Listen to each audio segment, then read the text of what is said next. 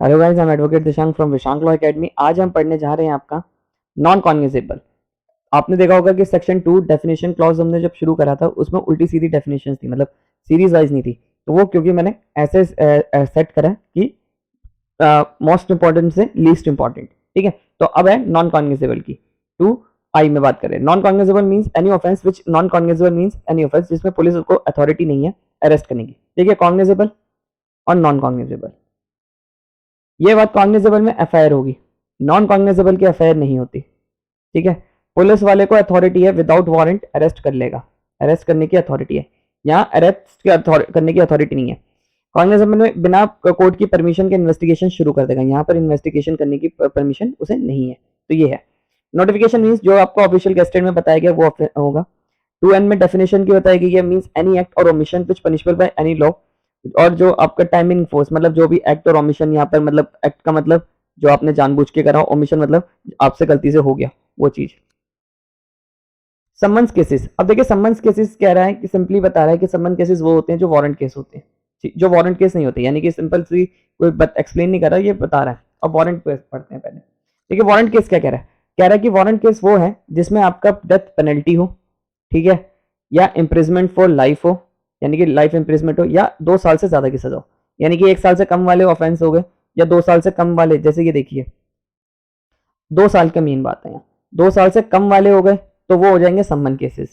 ठीक है, और 2 साल से ज्यादा वाले हो गए तो वो होंगे वारंट केसेस, क्योंकि सिंपली ये बात ज्यादा कर रहा है। जैसे आपका सेक्शन 307 की बात करें तो उसमें सजा है आपकी 307 में आपका कम से कम नहीं तो डेथ पेनल्टी 10 साल तक की सजा। ठीक है, तो 10 साल तक की सजा तो वो क्या है, वारंट केस है।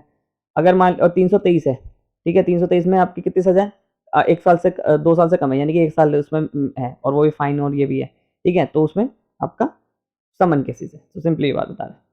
2Y ये बता रहा है कोई भी अगर वर्ड एंड एक्सप्रेशन इसमें नहीं मिल रहा तो आप आईपीसी में देख लो।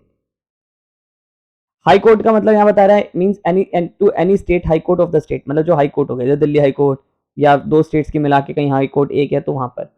यूनियन टेरिटरी की जुडिक्शन में जो आ रही है वो मानी जाएगी। In relation of union territory simple सी बात बताया। Supreme court territory other than supreme court, यह कह रहा है सुप्रीम कोर्ट हाई कोर्ट के अंदर नहीं है, वो अलग है। India means territory under the extent court extent, जहां पर ये कोर्ट लगते हैं। Judicial proceeding, another important definition. Judicial proceeding क्या है कि आपका including any proceeding in the course of evidence, ऐसी प्रोसीडिंग जहां पर ओथ कंडक्ट करवाई जाती है। अब इसे एक बार जरा एग्जांपल से समझते हैं।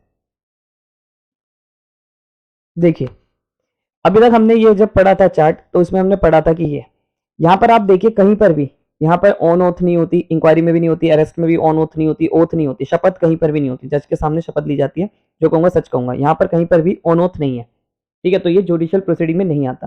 ठीक है, बट जब आपका समरी केस और जब ऐसे हो जाता है कि वो फ्रेमिंग ऑफ चार्जेस हो जाते हैं, देखिए ना ये framing of charges, summary cases में सब्सटेंसेस ऑफ एक्यूजेशन और इसमें framing of charges warrant cases में।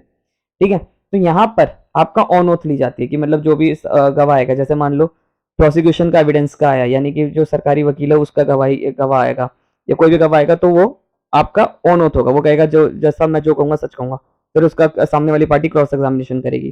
ठीक है, या फिर आपका 313 भी आपका जुडिशियल प्रोसीडिंग में नहीं आता, आपका 315 आती है जुडिशियल प्रोसीडिंग, जिसमें अक्यूज की जो विटनेस रखी जाती है वो ऑन ओथ होती है। मतलब ऑन ओथ वाली जो चीज होगी वो आपका जुडिशियल प्रोसीडिंग है। और अगर यहाँ की बात करें जो आफ्टर फ्रेमिंग ऑफ चार्जेस, जब ऑन ओथ वाली सब चीजें वही आपका जुडिशियल प्रोसीडिंग के अंदर आती है। तो जुडिशियल प्रोसीडिंग का मतलब आपको समझ आ गया। अब लोकल जुडिक्शन का मतलब क्या है? लोकल जुडिक्शन मतलब है कोर्ट और magistrate means local area with in which court और मैजिस्ट्रेट में एक्सरसाइज ऑल और एनी इट्स पावर, मतलब जहां पर कोर्ट या मैजिस्ट्रेट अपने हो। अब देखिए यहाँ मैजिस्ट्रेट की बात आ रही है तो यहाँ पर आपका एग्जीक्यूटिव मैजिस्ट्रेट की बात होगी, जुडिशियल मैजिस्ट्रेट की बात होगी और स्पेशल एग्जीक्यूटिव मैजिस्ट्रेट की बात होगी। अभी हमें पढ़ना है उसमें उनमें फर्क क्या होता है। And such local area may compromise the whole of the state, all of the state और any part of the state, the state government may be notified, मतलब स्टेट गवर्नमेंट ने जहां कह दिया वही आपकी लोकल जुडिक्शन है। जैसे मान लो मैं मैजिस्ट्रेट बन गया आपका शादरा का, तो और ये मेरी जो जुडिक्शन किसने बताई है, आपका स्टेट गवर्नमेंट ने बताई है कि आप यहाँ पर अपनी पावर को एक्सरसाइज कर सकते हैं। तो यहाँ पर है, ठीक है, पावर मैं अपनी यहाँ एक्सरसाइज कर सकता हूँ, फॉरेन वारंट तो मैं पूरे ऑल ओवर इंडिया में कर सकता हूँ, ये चीज को याद रखिएगा। मेट्रोपॉलिटन एरिया वो डिक्लेयर करा गया जो सेक्शन 8 में, सिंपल ये बात है, जहां पर 1 मिलियन से ज्यादा पॉपुलेशन होगी उसे मेट्रोपॉलिटन एरिया कहा गया, यानी कि 10 लाख से ज्यादा की एरिया होगी वहां पर मेट्रोपॉलिटन एरिया कहा जाएगा उसको। अब office in charge of police station कौन होता है? Includes any office in charge of the police station is absent from the house of in charge, मतलब हाउस स्टेशन, मतलब एसएचओ की बात कर रहा है, या एसएचओ को अगर नहीं है तो उस स्टेशन का अगर वो जिसको चार्ज दे करके वो आपका गिना जाएगा। अगर मान लीजिए वो इलवेल हो गया और कोई नहीं आ पा रहा, नहीं आ पा रहा, वो ड्यूटीज नहीं निभा पा रहा, तो वो जिसको चार्ज दे करके वो होगा, ठीक है।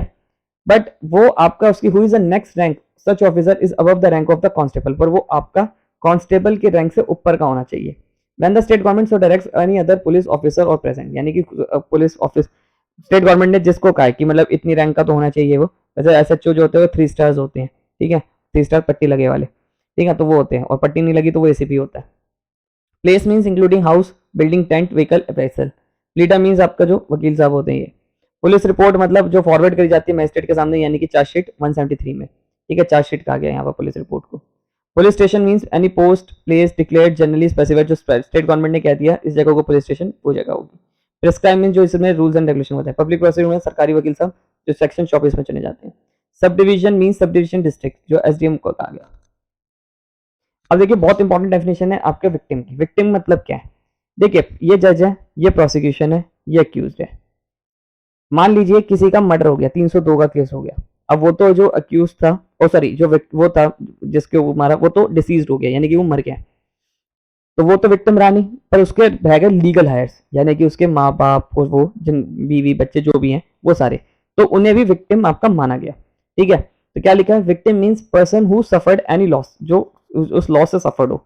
जैसे मान लो ए है, ए की डेथ हो गई, अब इसके बच्चे थे, बीवी थी, माँ बाप थे, तो ये सारे लीगल हायर्स हैं।